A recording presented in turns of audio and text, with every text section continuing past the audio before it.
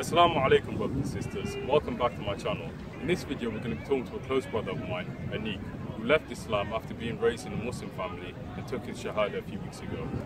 Assalamu alaikum wa rahmatullahi wa barakatuhu. It's your brother Anik here. I'm just going to talk a little bit about what my story is, my background, before we go into the rest of the video. So I came from a Pakistani Muslim family. My parents were both Muslim. I grew up learning about Islamic traditions and I learned about the religion itself. But I grew up in an environment where I wasn't really surrounded by Muslims. So what happened is that I diverted my belief system into an atheist belief system. The root of that, I think, maybe was arrogance, and maybe also the people that I surrounded myself with. When I reached the age of 16, I was a little bit more mature. I was going through a few things, and my mother said to me, you know, out of respect for me, maybe go research the religion. I researched the religion from the ages of 16 to 20, and I'm 20 years old now. And a few weeks ago, I took my Shahada. And yeah, so far, I've been a Muslim for about 3.5 weeks. The experience has been enjoyable. My life has seen a change in it. I've started praying more. I can see the happiness in my life and also the happiness in my parents' life, which is brilliant. I think without further ado, we'll move into the rest of the video. That's all pretty much from me. So thank you, and I hope you enjoyed the video.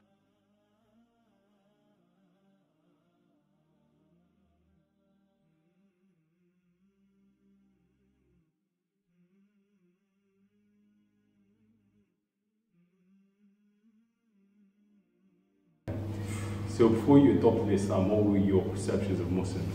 I think before I actually looked into Islam, I think my perception of Muslims was a bit misconstrued. Yeah. So based on what the media had told me. Yeah.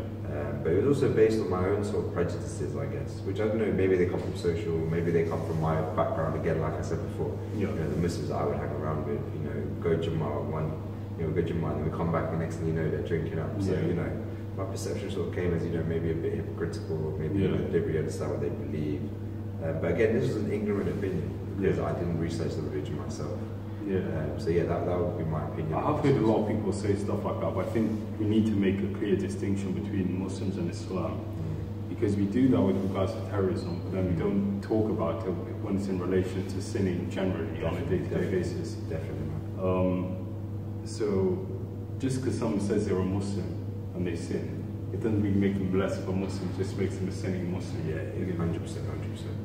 I feel that's important with a lot of things as well, like the little things. Again, if you get it by the root, like you said before, then I think that's a way to solve a lot of maybe anti-Islamic views in the country as well. So what's your opinion on the lack of Islamic teaching in public schools? I think that when it comes to teaching about Islam, I feel like a lot of what we learn is what we find in the media, and that's kind of sad, because when it comes to Christianity, these are things we learn throughout school. I mean, I went to a Christian majority primary, secondary, and the infant school. Yeah. So, you know, every morning was the, you know, wake up, go to school, morning assembly, sing hymns. Yeah. So I knew about, you know, Jesus. I knew about all the different things. But I feel like when it comes, and they had media attention as well. Yeah. But when it came to Islam, the only thing that I saw was negativity. And I think it was difficult for, especially with us two, I think, because we grew up, you know, post 9/11 period. So again, same with me. You know what I mean? And a lot of ignorant opinion. I grew up with, you know, being called, you know, so and so. You know, I was fat anyway. You know, I was a fat kid that didn't fit in, socially awkward. Yeah. And then next thing you know, I'm getting called these names post 9/11 that I didn't understand. Yeah. And then when I actually looked up, you know, why was I being called this? Well, do you mean racist terms or? I wouldn't say racist because, you know, you can't. Islam. The best thing about Islam is that it's, you know, there's no race involved in Islam. No. I mean, were people racially abusing you? Because of the colour of my skin. Yeah. I think they were, but I think it was more, you know, more to do with the presumption that I was a Muslim. Yeah. So they were like, oh, you know, you're Muslim, you know, therefore you must be associated with these things. That, you know, these are things that we always hear. Yeah. Again, you know, the only thing I think school needs to do more is talk about the content of Islam. Yeah. In other words, the Quran, you know, and the Hadith, and, you know, the Sunnah and stuff like that. So the question is, can children at that age handle that sort of content and that sort of information? Well, yeah, I think they can if they're not bombarded with other information like to do with atheism and other religions. I think they should stick to teaching the arguments for God more than they do currently. I think teachers are more encouraged to talk about atheism, and I think that's more due to their own religious beliefs rather than for the betterment of society, for example. Well, I mean, as someone who was sort of on the opposite side, I would say at one point, right? Yeah. My question to you, if I, was an atheist, would be, why is it that we should prioritize religious beliefs? What's so important about religious beliefs? Yeah. What do they bring, and why should we encourage them to be taught in school? Why are we not teaching stuff like science? Well, I think the answer to that would be, we live in a multicultural society, a multi-faith society, when in order to understand the different group of people, you need to understand what they believe. And I think that's why religious studies was like introduced into schools. I just feel that now it's being, the emphasis is being placed more on atheism. I think as well with if you look at census data, for example, yeah. I think obviously if you look at religious beliefs, because atheism isn't actually a religious belief, yeah. but Islam is the second biggest religion in the UK.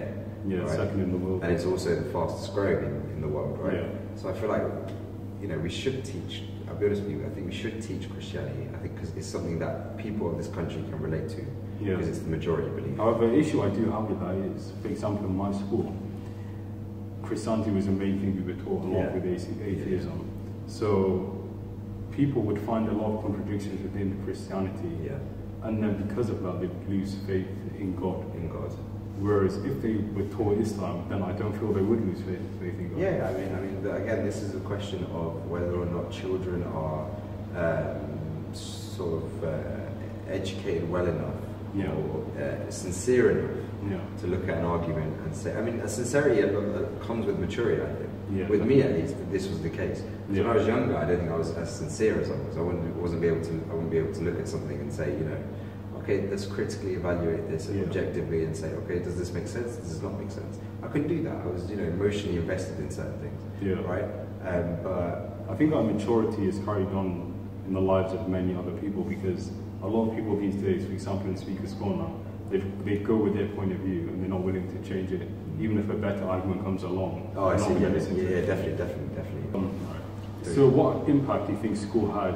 I think if you look at what school or how school influenced me, I think it influenced me in two ways. Yeah. Right.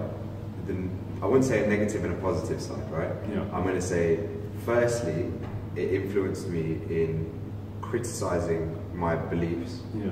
and then choosing out of my own arrogance and ignorance yeah. to abandon those beliefs. Oh, right. Okay. So I was able to criticize through school, yeah. and then my own personal arrogance, I chose to abandon it. Right. Completely. But the other side of the coin with that is, with those same critical thinking and with that same critical thinking and the same ability to check the details, yeah. I was also able to re-examine the religion later on in life when I gained a bit of maturity. That makes sense. And then I eventually, alhamdulillah, accepted it. So the school has both how they say a little knowledge is dangerous, right? Yeah. It's like the same thing basically. A little knowledge was dangerous because I was arrogant at the time. Would you say the school overburdened you with irrelevant information, or? I think in the eyes of a teenager, yeah. between the ages of, whenever secondary school is 11, 12 to 16, yeah. right? You think all the information you're learning is irrelevant, and yeah. But yes, I think they did bombard me with a lot of irrelevant information. However, if you look at it, yeah. the skills they teach you from looking at that irrelevant information is more important.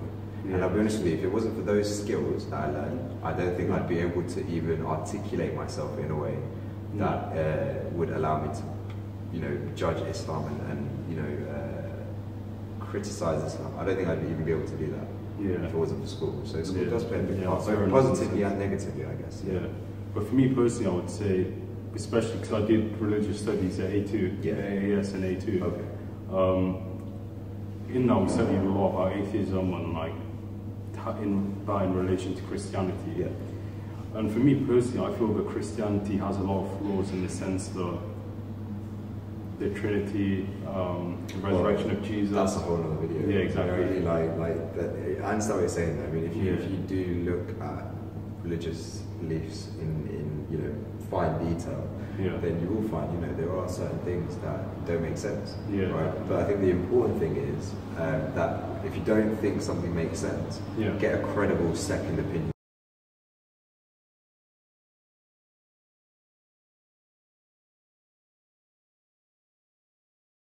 If you enjoyed this video, don't forget to like, leave a comment and subscribe. If you want to see more of Anik, don't forget to comment down below. Don't want to see more of me? Too bad, because I'm going to be in it anyway, right?